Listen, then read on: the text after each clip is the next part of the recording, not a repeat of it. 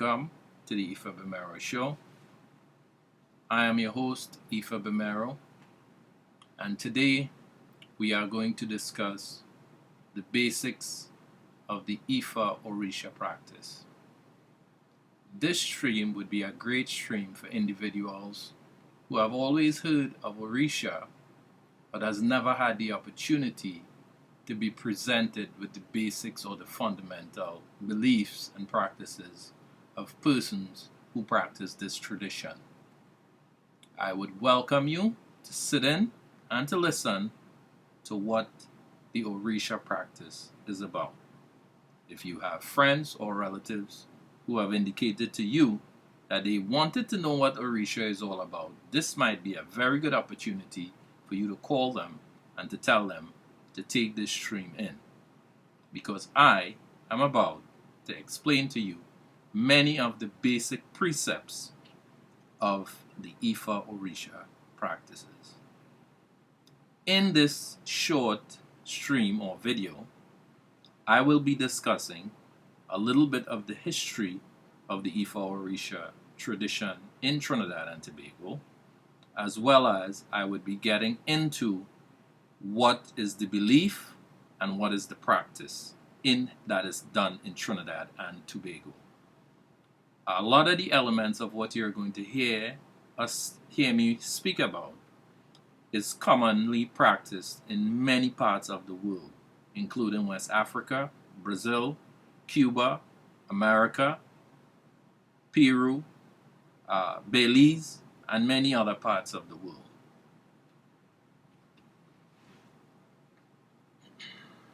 The information that I'm going to present was written and prepared by Janice Pat McLeod. Alright, her Ifa name is Logunsun Iyalode Shango Wumi Shango Dasawande Oshunlayo Olakita Iyamode Ojeniki.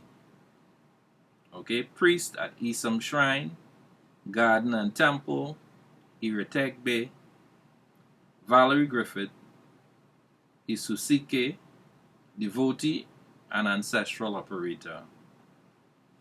Alright, this was submitted to the Working Group for the Interreligious Studies of the University of the West Indies. Alright, I'm going to read. The Ifa Orisa tradition was established in this country in the 19th century.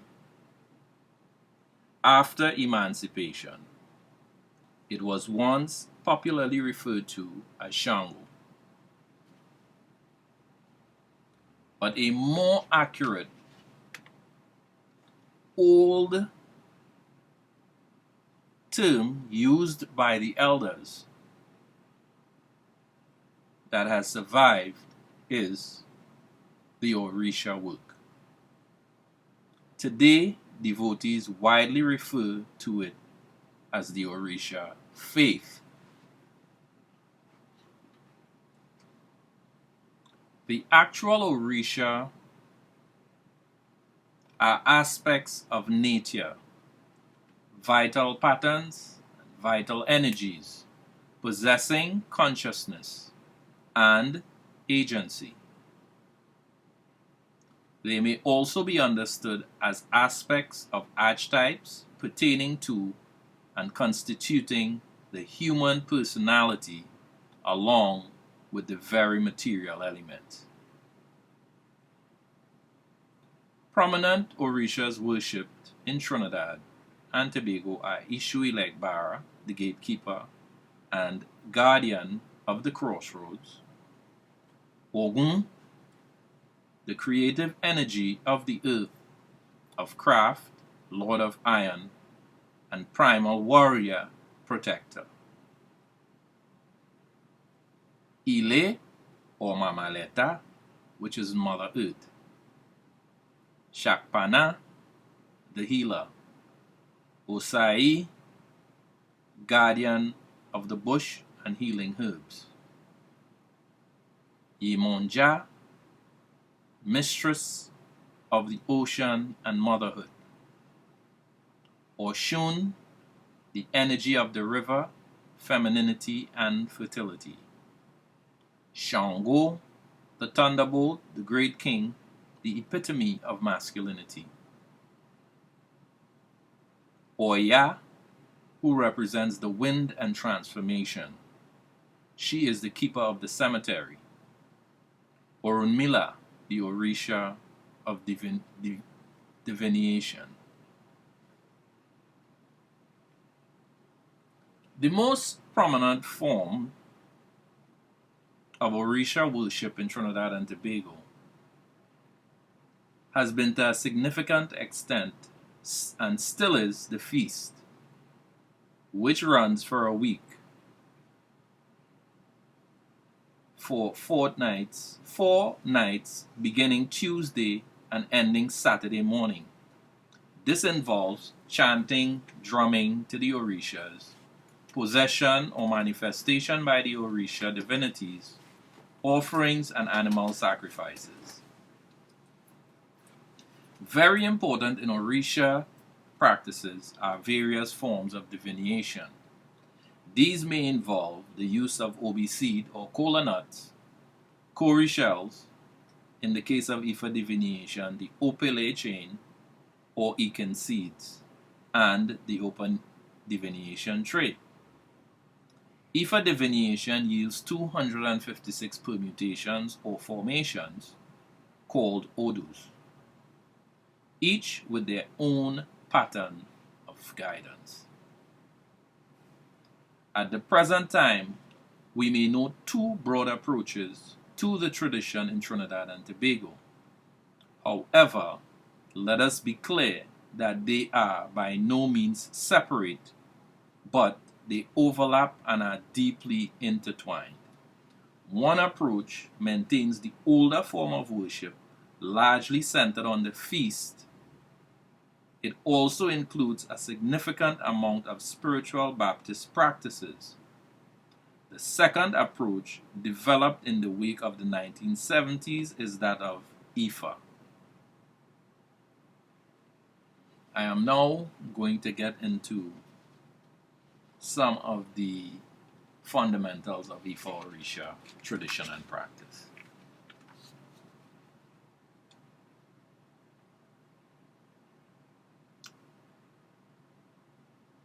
In the beginning,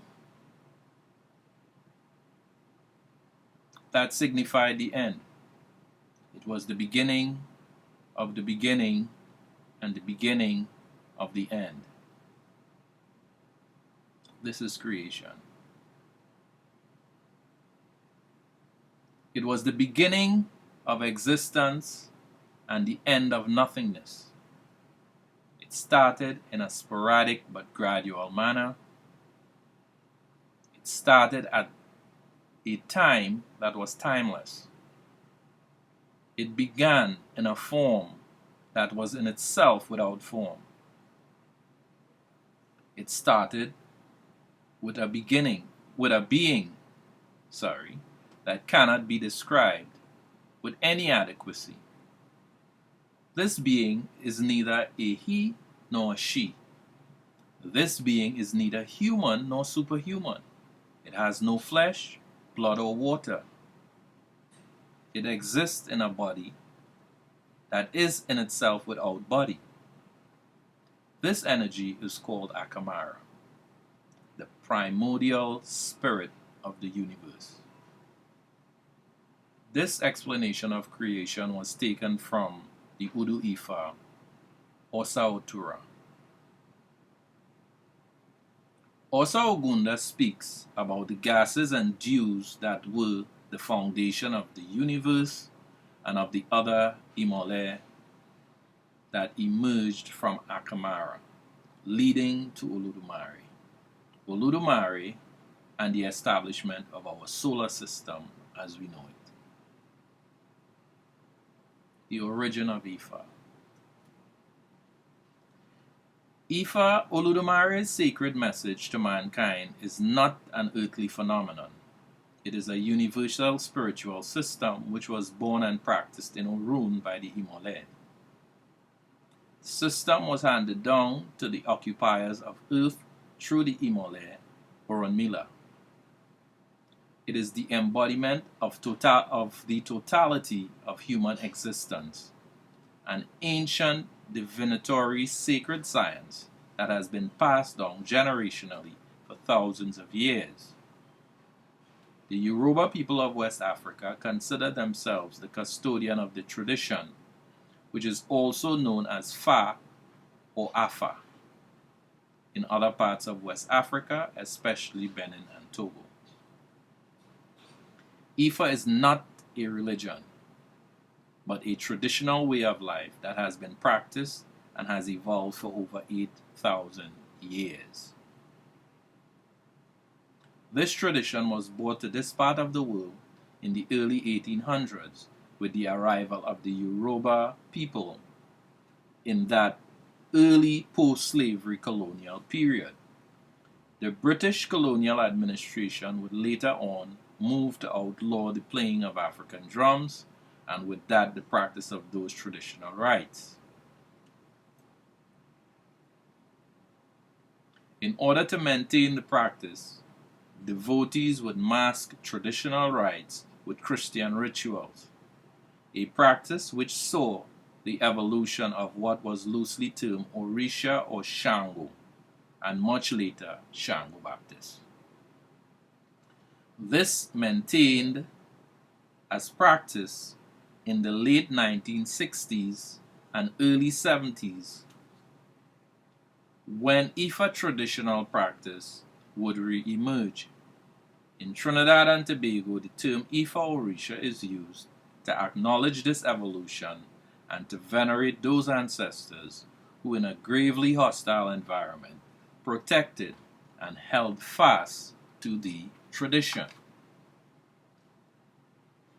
Supreme deities. Olodumare is the most important state of experience, regarded as being all-encompassing. No gender can therefore be assigned. Hence, it is common to hear references to it or they in usual speech. They are the owners of all heads, for during human creation, Olodumare gave Emi, which means the breath of life, to humankind. In this, Olodumare is supreme. Intermediaries. Iranmole are the primordial energies. They are neither gods nor human beings, but pure energy, forces of nature. In Yoruba cosmology,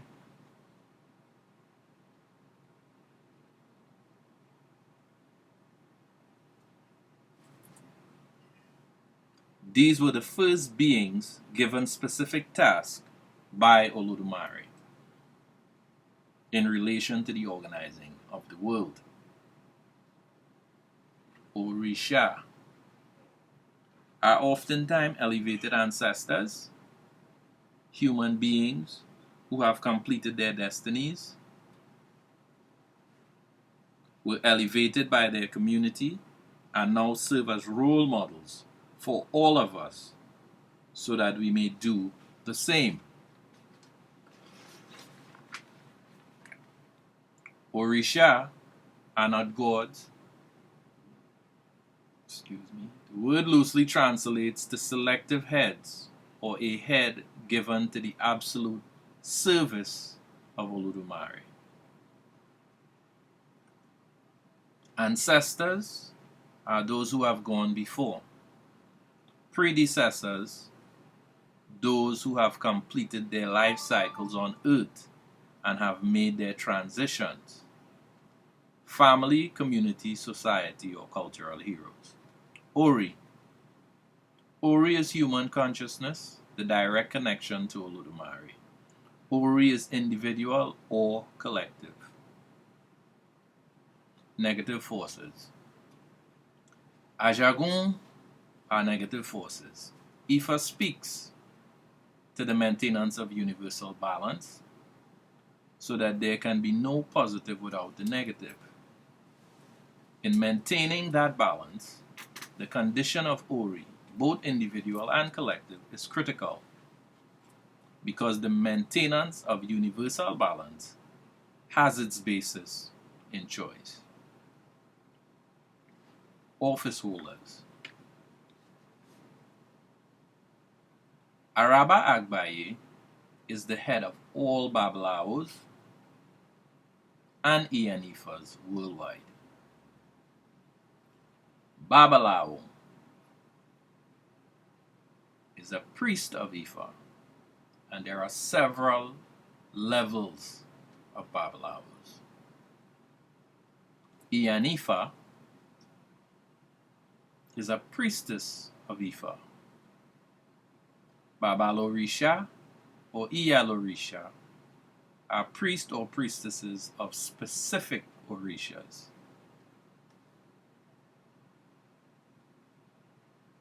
Oloye is a male title for a chief. This title may be a traditional title as well as it may be a political title. Yeye is a female chief's title. It may also be traditional or political. There are other types of titles. Some may include Ayaloshun, Oloshun, Osogun, etc. Foundational sources. The Udu Ifa, otherwise sometimes referred to as the Ifa corpus. Ifa is encoded in the format of Udu Ifa. There are 256 Udus, 16 major Udus, and 240 minor Udus, each accompanied by numerous incantations, case studies, prescriptions, and mythologies. The minor Udus are combinations of the major ones and are therefore commonly referred to as Omo Odu, or children of Odu. The core tenets or beliefs of Ifa Orisa includes, and is not limited to, there is one creator, Olodumare, who created and is in control of our solar system in the universe.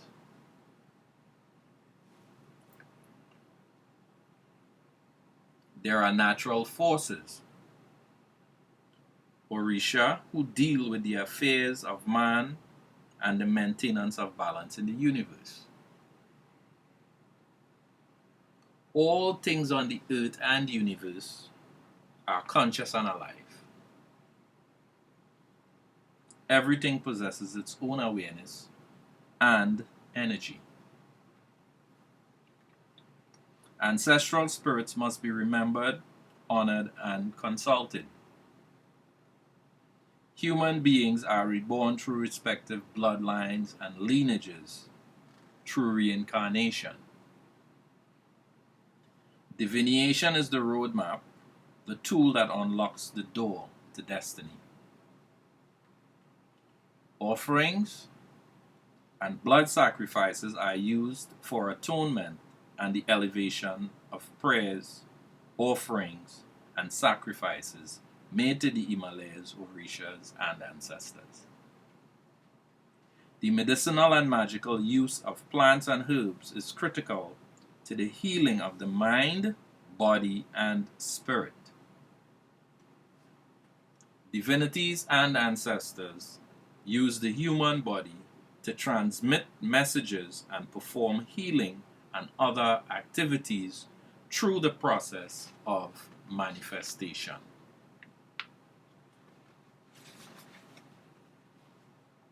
Ritual songs and dance are mandatory in the worship of Olodumare. Places of worship. or house of worship is referred to as a ile ijosi, commonly called palais or kepale, shrine. There are several throughout Trinidad and Tobago. Additionally, all natural spaces are considered places of worship, such as rivers, forests, swamps, lagoons, crossroads, caves, oceans, etc.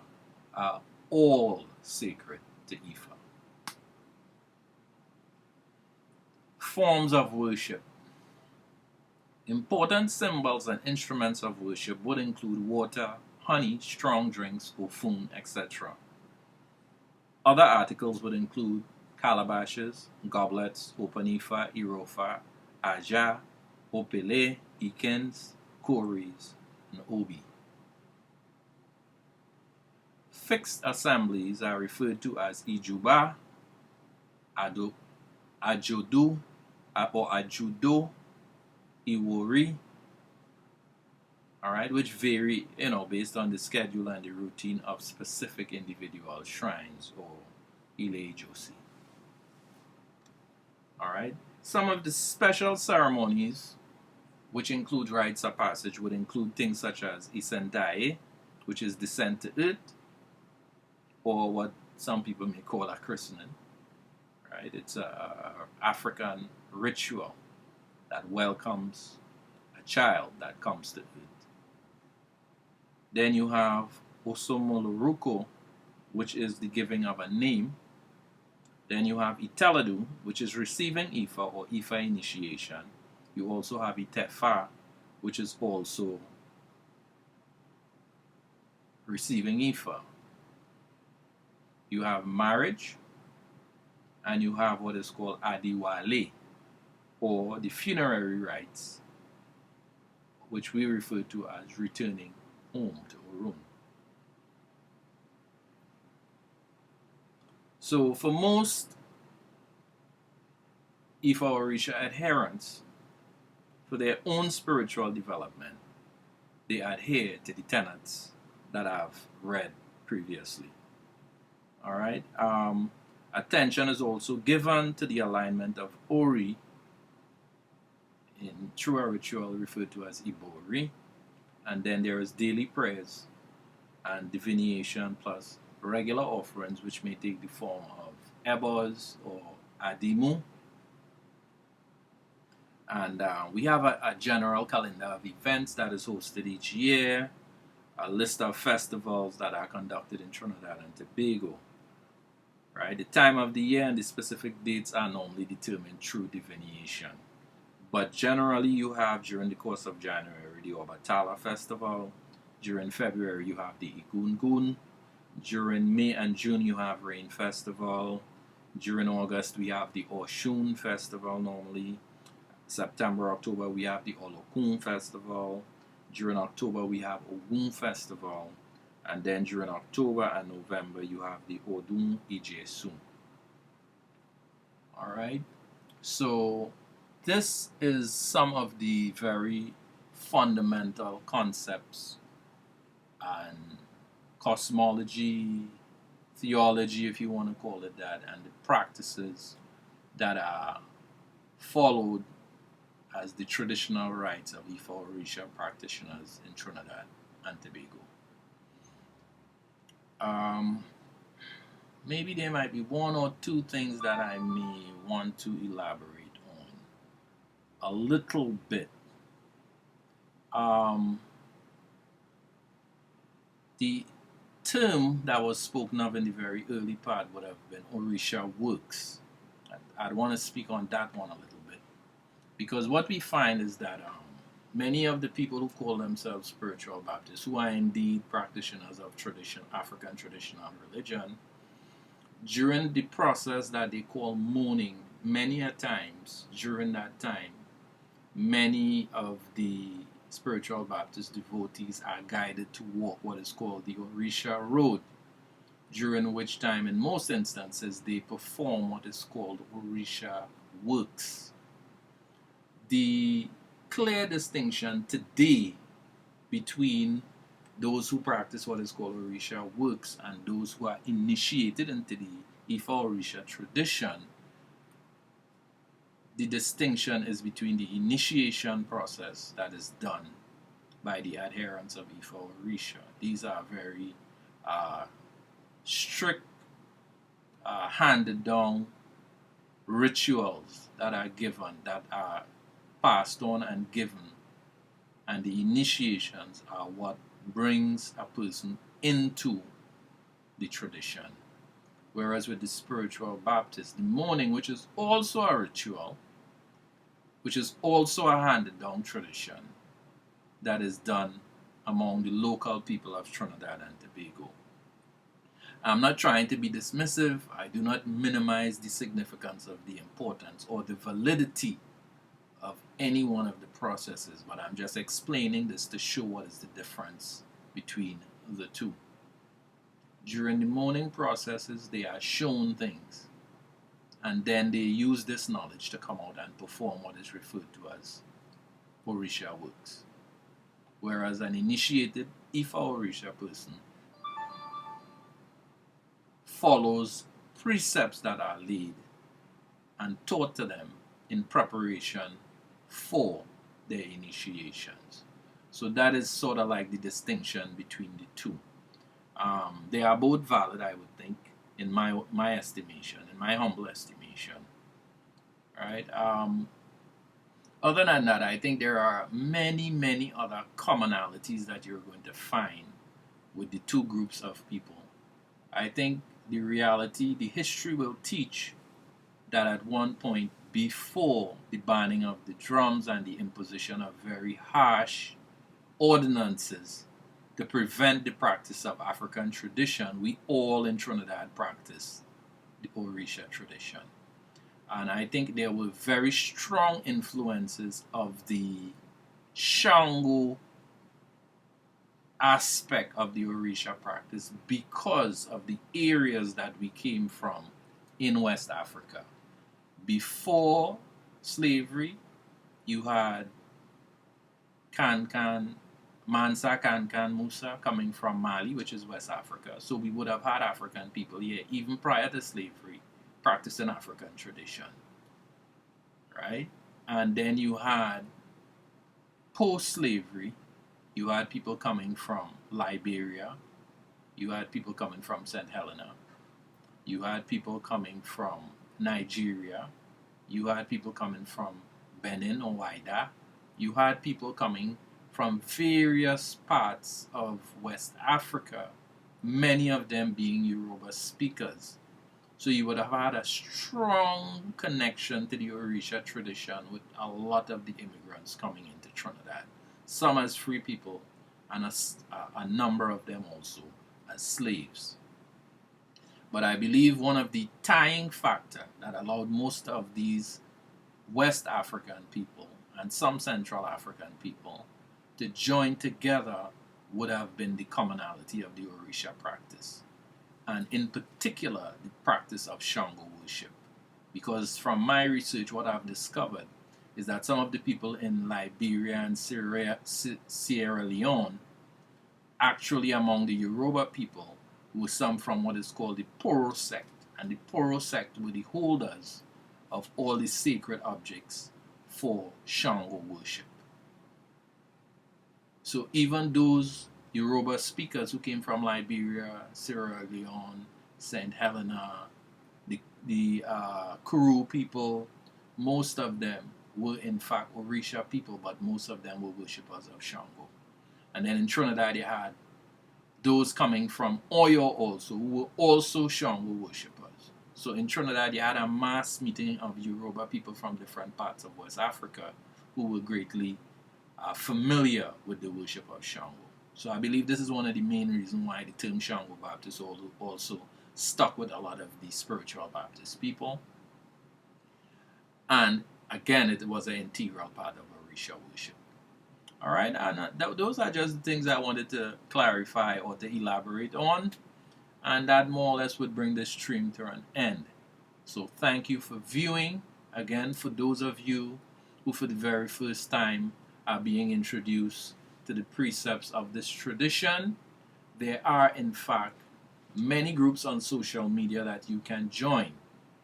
I would speak now about one of the groups that I am the administrator for. This group is called the Ifa Orisa Tradition Discussion Group of Trinidad and Tobago, where we provide a lot of basic fundamental information on the Ifa Orisa tradition. There are at least 7 or 8 platforms on Facebook besides this group that is called the Ifa Orisa Tradition Discussion Group of TNT that you can join to get further information. If you are also trying to find a local shrine near you, again, join the group where you can be directed to a shrine that can teach you the basics and even initiate you if you are interested in going that far. Of course, the necessary training would be provided before you are initiated. Okay, with that I would like to say Odabo, goodbye, and thank you for viewing the Ifagbemiro show. Like my videos and subscribe, and we would see you again. Odabo.